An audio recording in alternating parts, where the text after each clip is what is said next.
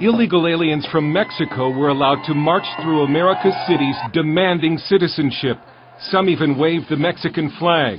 But illegal aliens inside Mexico are literally on the run. Most are from Guatemala and Honduras. Some travel by train, some hide. They're trying to stay one step ahead of the Mexican police. The Mexican government was outraged by the movement to build a new wall on America's southern border.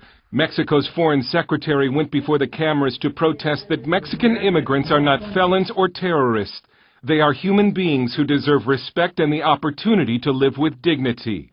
But in Mexico, when it comes to the treatment of its illegal aliens, it's do as I say, not as I do.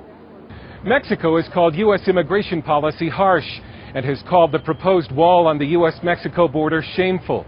But some have called Mexican immigration policy hypocritical. Enter Mexico illegally and you're treated as a felon. If you're caught by the federal police, you'll be fortunate if you're only deported. The unfortunate are robbed, abused, raped, or even murdered by corrupt police officers.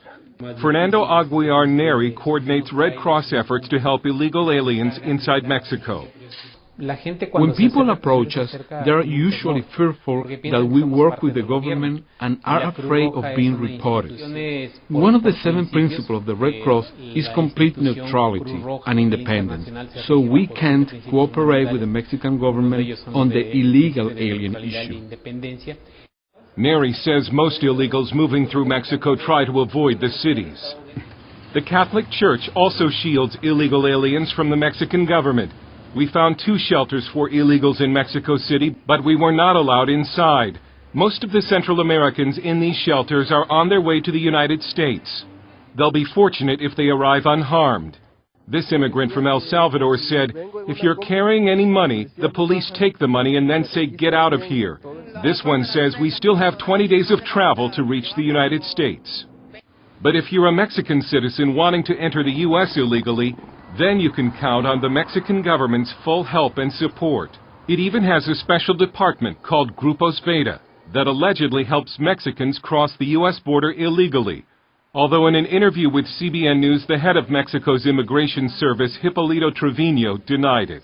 Grupos Beta is the Mexican government initiative which does not help people cross the border, but they do assist them when they have problems in the border area. But Grupos Beta gives them this booklet, which includes tips on how to safely cross the U.S. border. Trevino denied the allegation that the immigrants are also given maps by the government. No maps. No maps. Okay. No recommendations about los animales venenosos. We give them recommendations about the dangerous animals they'll encounter, how much water they need every day, what to do in case they get lost, what to do in case they get detained by the Border Patrol, which paths are dangerous because of crime. The reason for the government's help? Cash sent home by Mexicans in the U.S. constitutes the second biggest source of foreign currency in Mexico after the oil industry.